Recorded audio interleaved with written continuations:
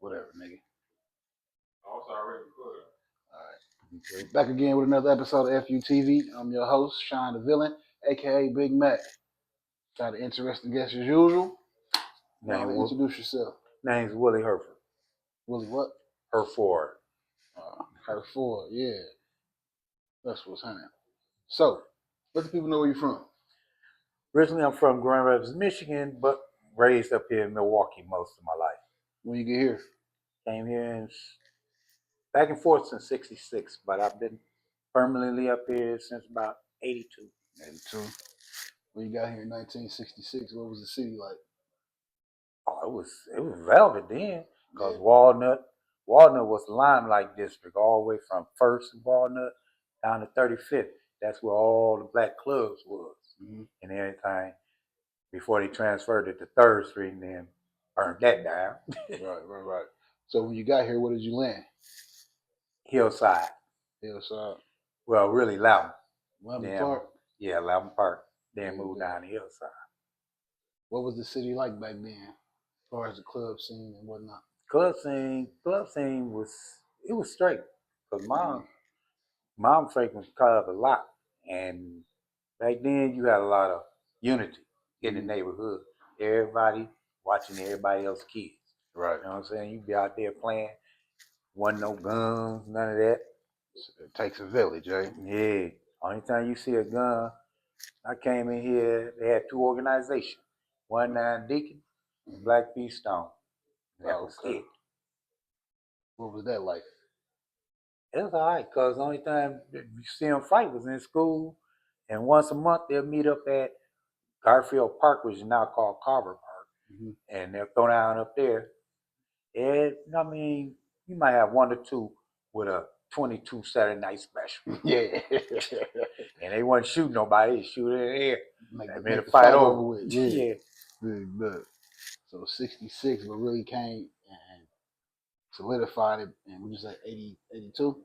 82. Wasn't even born yet. But as far as when I started hustling in the streets, I was 15.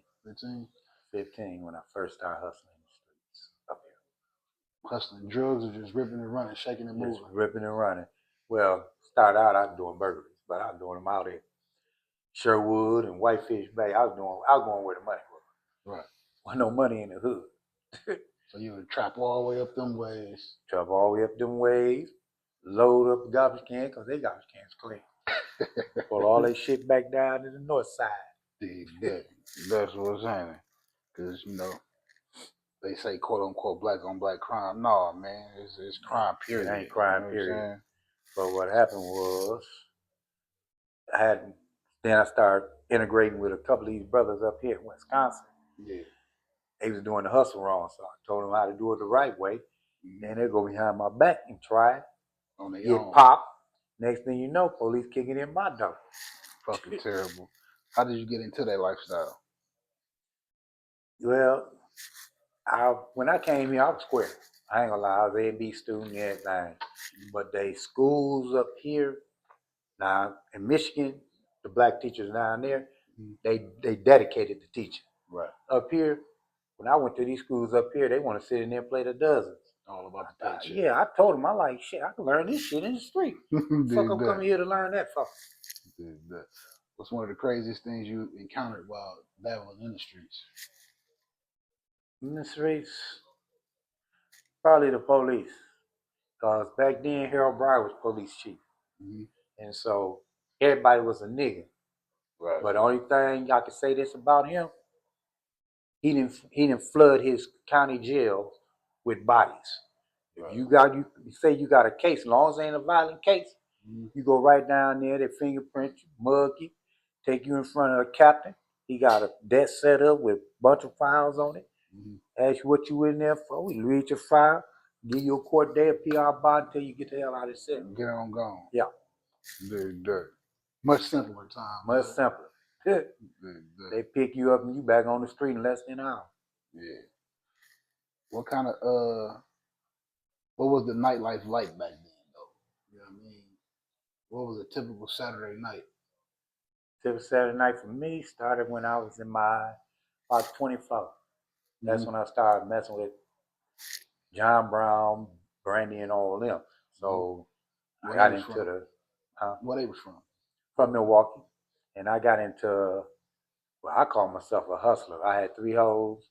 I consider myself a hustler. I wasn't no pimp because I knew what a pimp was.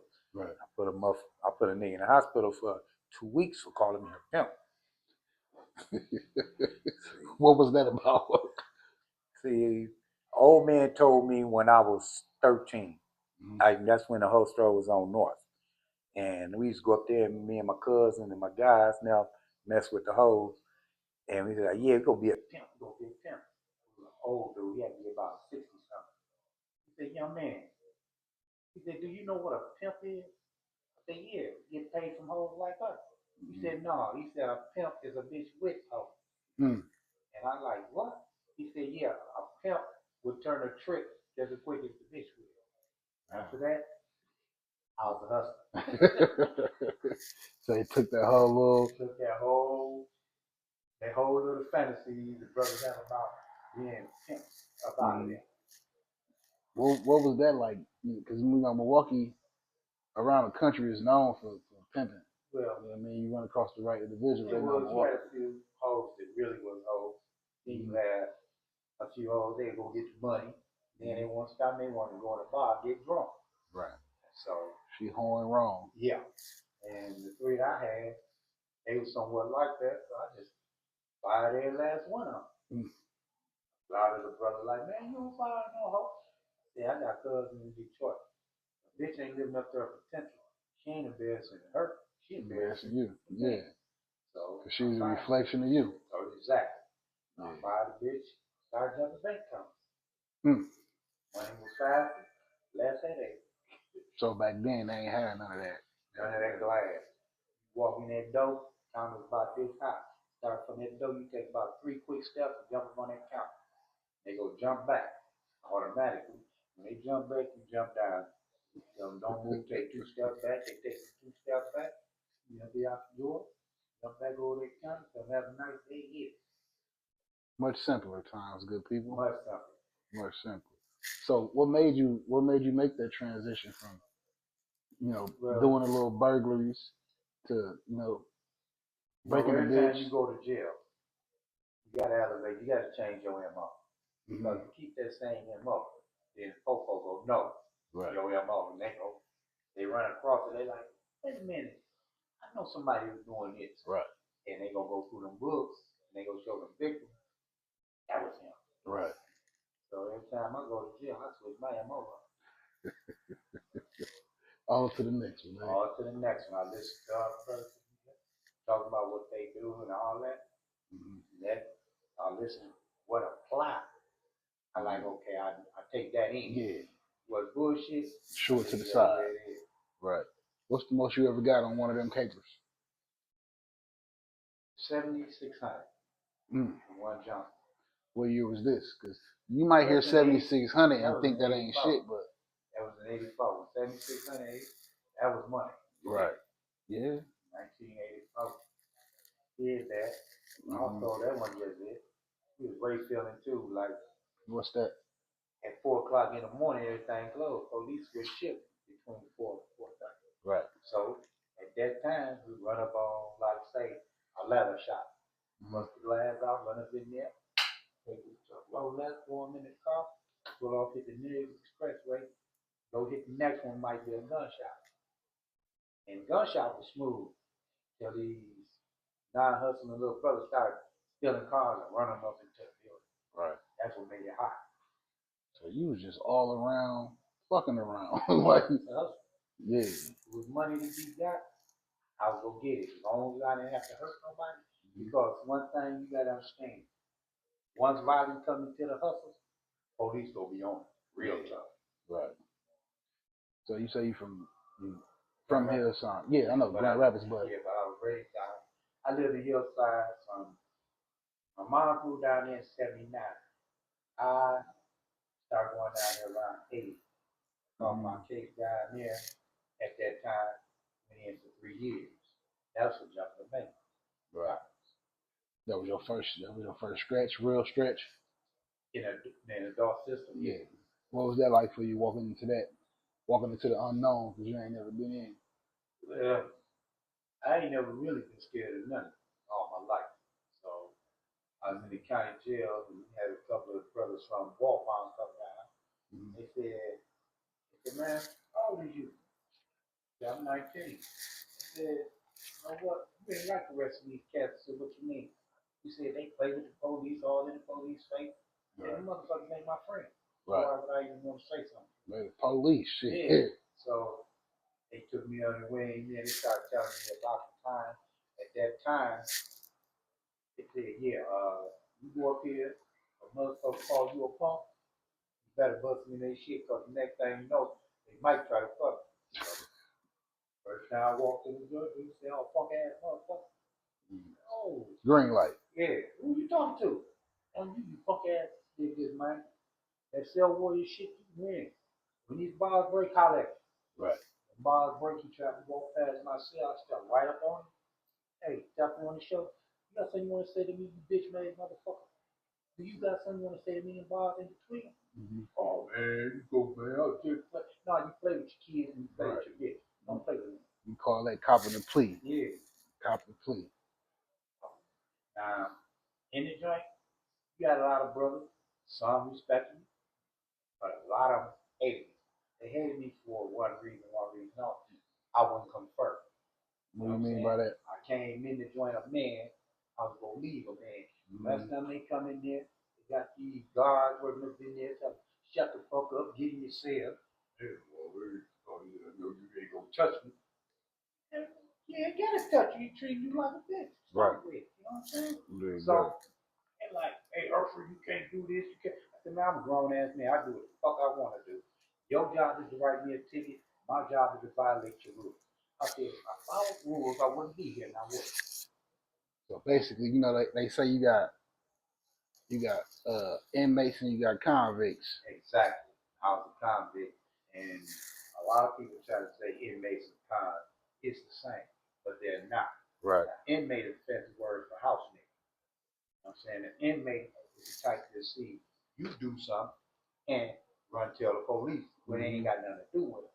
Right. Me, I'm just like, I sit there, watch you cut somebody's head off. Blood everywhere. Police on, hey, what you? I didn't see shit. Right. Ain't none of my business. Shit. Good. They didn't like me for that. And like I said, you got some guards, they respect me. You got a lot of them that hated me. And one of them, he was pretty smooth with me. And I came out the cell one day, joint was on lockdown. They scared. That's kind of Marines, yeah, people don't know. What's going on? Yeah, I'm lockdown. They had a fight on the porch. When he was bathroom came out, he called me over. Hey, Herford, man, you always been cool, ain't you? I said, yeah. He said, I never disrespected you, and you never disrespected me. I said, no. He said, can you do me a favor? I said, what's that? Mm-hmm. He said, well, there was a fight out there, and ain't nobody talking. Can you find out who it is and let me know? I told him, now see, motherfucker, now you disrespecting. Right. Then I told everybody, there you go, let me tell you what you just said. Right. And I told him. And he turned red. After that, me and him had nothing else to say to each other. He tried to spoof you. Yeah. He tried to hit you with the being an informant. I like, man. As they call it, the banana in the tailpipe. Exactly. That's crazy. I ain't never told them motherfucker, and ain't no planning on doing it. It ain't my business. If me and you did the crime, I got caught, I'm gonna do the time. But you got a lot of brothers I did hustle with, get caught up, like I said. They go out there and try to hustle on their own and fuck it up. And then they tell on everybody and their mama. Right. You know, the past couple years, man, it's been a thing out here, like, you know, the snitching shit. And you know what I'm saying? A lot of people don't understand between a motherfucker that snitch and a working man that just tell what he saw. Right. Now, if a man on his way to work and he witnessed some shit, you know what I mean? Mm-hmm. And he come forward and be like, hey, it was a such and such car, yada, yada, yada. To me, that ain't snitching. That ain't. But if two men go bust a move, one get caught, the other one get away, and the one that get caught, that's snitching. You know what I'm saying? It's a big difference, man. It's a big difference. Y'all got to know what's what.